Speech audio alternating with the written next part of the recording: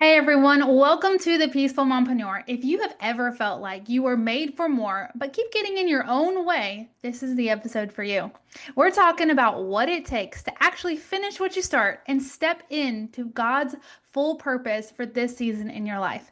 My guest today is Denise Walsh, and she is the proud wife and mother, former clinical psychologist, motivational speaker, and multi-million-dollar earning entrepreneur. Denise started her career by working with families at a local mental health agency as a clinical psychologist, but left the practice to pursue a successful career in the direct sales industry. Her impact as a leader in that field, coupled with her certification as a Jack Canfield trainer and experiences as an elite coach with the John Maxwell team, has given her the unique ability to help people tap into their ultimate potential and find their greatness. She has found her calling, inspiring others to go after their dreams and help more than 1 million people find their purpose and fulfill their God-given destiny. Denise, thank you for being here with us. Thank you for having me. Yes, absolutely. So let's jump in. So we're talking about self-sabotage. If you had to boil it down to its simplest form, what would you say that it is? Self-sabotage is saying you want to do something and then not doing it. That's a great definition. I absolutely love it. Okay, so that I love that. Very simple. It's perfect. So how do we recognize when self-sabotage is happening and what do we do about that? So, self-sabotage is often when you're saying you want life to be different, but then you're not taking any aligned action to actually make the change. So, it's like your head and your body are disconnected, right? You're saying all of this stuff, but you're not actually following through. And so, what happens when that happens consistently enough over time is you actually begin to lose self-trust. Mm. So you don't even try. You don't believe yourself. You know, you say you want to wake up in the morning and go work out and you're instantly like, yeah, right, that's not going to happen. Or I'm going to stay away from sugar and you're like, yeah, right, doubt it. You just don't believe yourself anymore. So then there's this sense of not even giving it a shot. Okay, so if you don't have this trust with yourself and you are giving up, like what is one thing that someone can start doing right now to start getting that back? Well, let's talk a little bit about why we self-sabotage too, because Okay, I perfect. wanna like thicken this up and then we'll go Absolutely. we'll go into what to do about it. But so self-trust is a huge reason why we continue to self-sabotage, and that's part of our self-image, meaning the way I view myself in the world, the way I view how I show up in the world, meaning I am somebody who works a 9 to 5 and barely makes it by, or I am somebody who is always overweight. I am somebody who, though that self-image Mhm. seeps into our soul and we will never outperform our own self-image. But the other thing is our subconscious expectations. You know, our subconscious is wired between the ages of 0 and 7. So there's a lot of rules we learn about the world in our youth that are hardwired into our system. And again, we don't even really recognize it. It just is kind of our default. Maybe your default is survival mode, living in fight or flight, constant chaos, multitasking, this kind of I'm only successful if I'm doing something Mm. attitude, right? That's often a subconscious hardwiring that we can shift, and we'll talk about that in a minute. But it's interesting to think through, what am I doing on autopilot? Maybe I'm reaching for the sugar after I eat, or I'm vegging after work for 30 minutes instead of going for a walk, or like what are these autopilot habits and expectations? Because that's part of it too. But then there's another reason why we self-sabotage, and that's stress. Because sometimes we are living at that like 8 or 9, and it doesn't take much for us to blow. You Okay. know, I remember thinking like, oh my gosh, I have to give my kids a bath. I need wine. Like giving my kids a bath was so stressful. And, but the reason it felt stressful, right, is because I was already at an eight or Mm. nine. And so it didn't take much to blow. And so when our body's tense, when we're in fight or flight mode, the blood goes from our brain to our limbs, and we do what's easiest now versus what we truly want for later. So we make instant gratification decisions in that stressful moment. So there's a lot of reasons why we self-sabotage, and they all impact self-trust. Mm. Okay, yeah, no, I really love that what you're saying. So like it's a lot of there's some hard wiring in there from when you're a kid, but there's also like things that we're doing to ourselves to cause us problems. Okay, so um how do we push through this self-sabotage? Okay, so what do we do about it? Because you're right. There's a lot of hard wiring. There's some automatic habits that are coming in. There's this expectation of ourselves and the world. But there's a lot of habits we can learn later on in life, right? So you don't learn to drive a car until you're 16. So you do learn and create these new automatic habits, these new connections in our brain. And so there's four ways that I have identified as ways to overcome self-sabotage. And one of them is to create new habits. Repetition, repetition, repetition, repetition. It's fine to default back to your subconscious behavior if your subconscious behavior is taking you where you want to go, Hmm. right? If drinking water is your normal, or getting up and working out is your normal, or doing your journaling is your normal, it feels weird when you don't do it. And so habits, repetition, repetition, repetition is one. And then we've got what I call home. This is really your environment. So I'm sure you've heard you are like the five people we hang around. It's the peace you feel in your environment. It's the affirmations. Like again, our subconscious is absorbing 70,000 bits of information per minute, but we are only consciously recognizing a handful of those, like 1 to 2% potentially. And so we want to have messages all around us that are taking us where we want to go, because I'm like, even if I'm not consciously reading it, I know my subconscious is, and it's doing something. So shifting our environment is important. And then we've got hypnosis. So hypnosis is a fascinating subconscious tool, and you can listen to a hypnosis while you're falling asleep. You can listen to it while you're cleaning, anytime where you're kind of in the zone and not, you're just kind of, you're not, you're in the middle relaxed beta state is essentially it.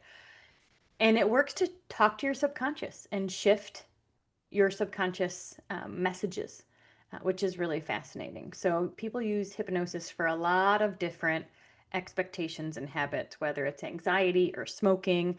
The one we start with in my programs is called I Am Lovable, because self-worth ends up being the foundation for all of our success.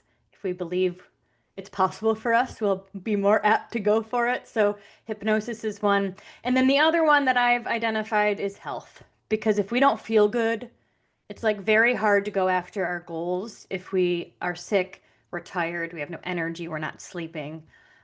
So all of it combined really allows us to take steps out of self-sabotage and into the world of dreams.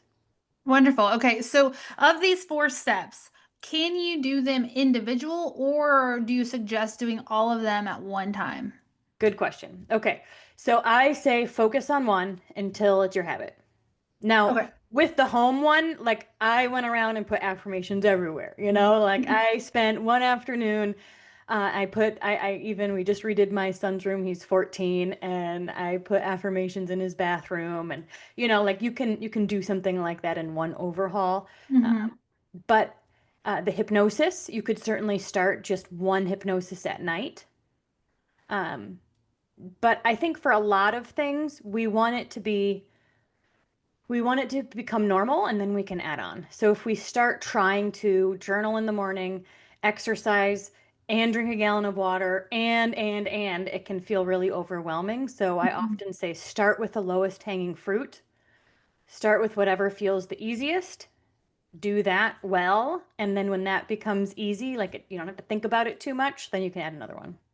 Yeah, absolutely. I think that's very wise advice. Like, don't overwhelm yourself. Don't try to do everything at one time because that never, very seldom. I guess somebody might be able to do it, but I haven't met them. So Yes, if exactly. you're out there, good for you, friend.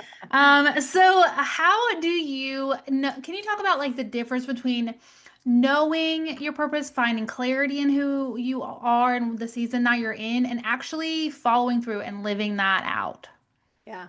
I absolutely do believe that no matter where you are, you can tap into your purpose, meaning like your purpose isn't one road. It's like a 5-lane highway, and you really can do a lot of things connected to your purpose. So it's not like about the thing, but what I can say is that if you feel out of alignment, meaning, so for example, as a clinical psychologist, I got into the field of psychology because I wanted to help people grow.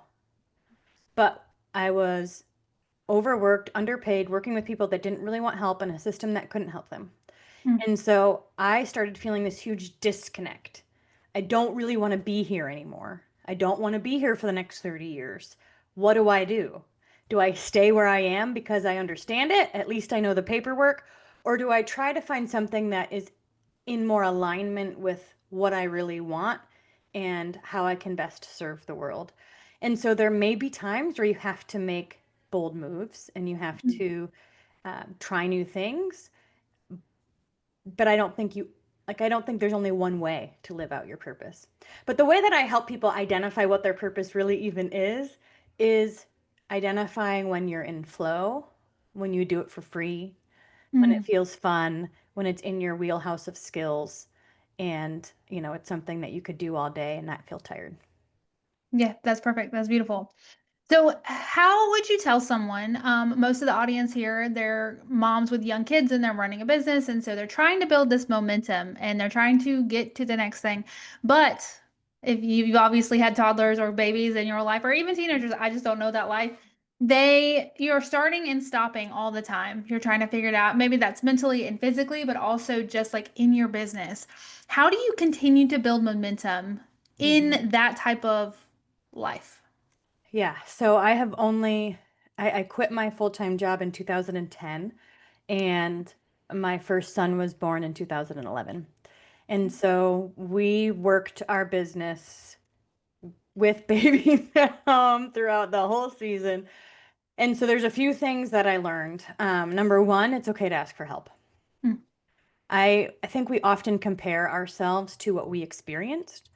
And my mom was a stay-at-home mom, and we had family dinner every night. And it wasn't Betty Crocker, but it was like we had that was a ritual in our home. mhm. And I had to realize that I was not my mom, and my mom was not building a multi-million-dollar organization like I am. Mhm. And so I had to set different expectations for myself. Like it was okay for my boys to eat chicken nuggets. Like that's okay. And so there was this space of just releasing that mom guilt of this is the way it should be. So anytime I had this thing of like, I'm not living up to this expectation, I had to ask myself, who says? Mhm. Like, who really says that it's necessary? Like, what if we had family breakfast instead of Right. family dinner? Like that's actually more reasonable for our schedules. And so I really got to play with that and release some of that mom guilt. So asking for help, recognizing that I was not my mom, and that's okay. Um, and then once I got help, so I did, I asked for help either from my parents, just 1 or 2 days a week, or I had a babysitter randomly. Like there's things that I got help with from the kids, or getting help with things around the house. Because again, we can't do all of the things. We Mhm. can't be all things to everyone. So asking for help was a big piece of that. And because I outsourced a good amount, I was also able to be present with my boys when it was family time. So when it was work time, it was work time. And when it was family time, it was family time. And for me, I felt like that really helped me compartmentalize because at first, when I was with my boys, I would think, oh, I should be working. And if I was working, I'd think, oh, I should be with the boys. It was never good enough. So slotting my schedule really helped too. Yeah, that's a big deal. That's what we talk about a lot here is like taking time for both and not worrying about the other one because you know you have time for that one too, right? Yeah, So your brain is so exactly. free to do what you're doing at that Yeah. moment. And so I love that. That's perfect. And I I found like, it helped me be a better mom because yeah. when I got home, I was so present and I was so Hmm. excited, and Yes. I didn't feel pulled in a million directions Hmm. because, home time is home time, and I know I'll get back to work Yeah. at my call later that night or tomorrow morning or whatever the case may be. Yeah, and it's such freedom. I feel like people think that they need to like if they're going to be in business, they're like all in and it's going to take over their whole life, but it just doesn't have to. Even Mm-mm. if you're running a multi-million-dollar business like you are, right? So like it doesn't have to be like that. You don't have to be burned out and like drowning, especially in your mind. And I love what you said about letting go of expectations. Like you're not your mom, you're not your friend, you're not, the people on the internet that say these things that you need to be doing, with good or bad intentions, whatever they're saying. But we have to live out the life that we're in right now in this season that God put us with the people that we're responsible for and the business that we're responsible for. So letting some of that go, that's beautiful. I love that. So let's see. What role do you think that I don't know if you only serve Christians or if you serve all kinds of people, but like what role do you think that faith plays in stepping outside of those comfort zones? Because our hardwiring and the stress, like as much as we don't really like them, they are our comfort zone. That's why we've been living there for so long. So how do we get out of that, and what role does God play in that? Good question. Yeah, I often say, guys, if it were easy, you'd already be there. Like, Yeah. that's why we need coaches. That's why we need connection. That's why we need accountability to grow our Mhm. comfort zone, to change our habits. And so oftentimes you again can say you want something, but you're not following through or creating the new necessary habits that it takes to get there. Mhm. And so there's this we will automatically shrink back to what we understand, even if we don't like it, because we understand it. Mhm. And so there's a few things that we can do. Number one, I like to get really clear about where I'm going. So, really painting a picture of what a successful business looks like, what a successful home life looks like. What does it look like to be able to have time in your calendar to exercise and work out and have family time and work your business? Like, let's get really clear about what that is because the fear does not go away. Mhm. But instead of focusing on, all right, how do I make the fear smaller? I would rather focus on how do I make what I want bigger and where I'm going bigger and stronger and louder so it pulls me in that direction.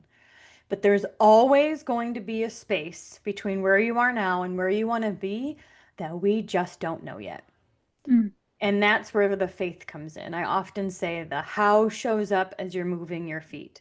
So, as you're taking steps, as you're taking action, as you're learning and growing, we're trusting that that next step will come right when we need it.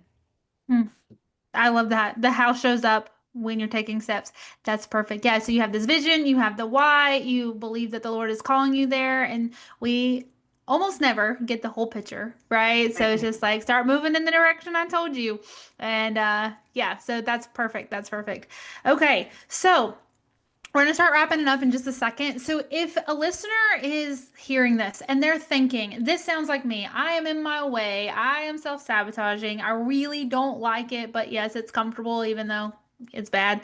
What would you want her to know? It's our job to keep our spark lit.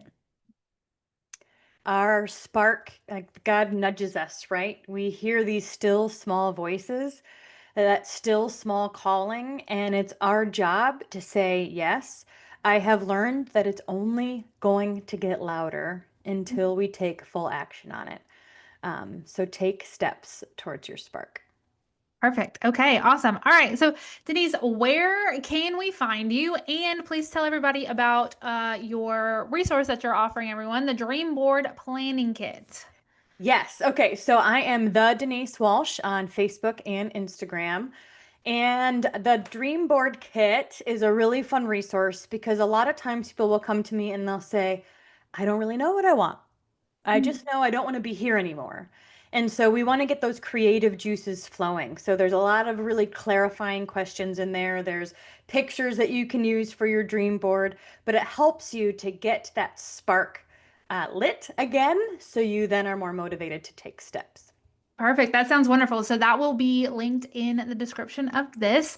And is there anywhere else you want people to find you at or do anything with you? I'm on YouTube as well, and I also do have a free group Okay. Facebook. We can put that link into. Yeah. I certify coaches in my methodology, so it's a coaching for coaches group that they can connect with as well. That's super fun. Yes, we can put that in there as well. So, Denise, thank you so much for being here with us today.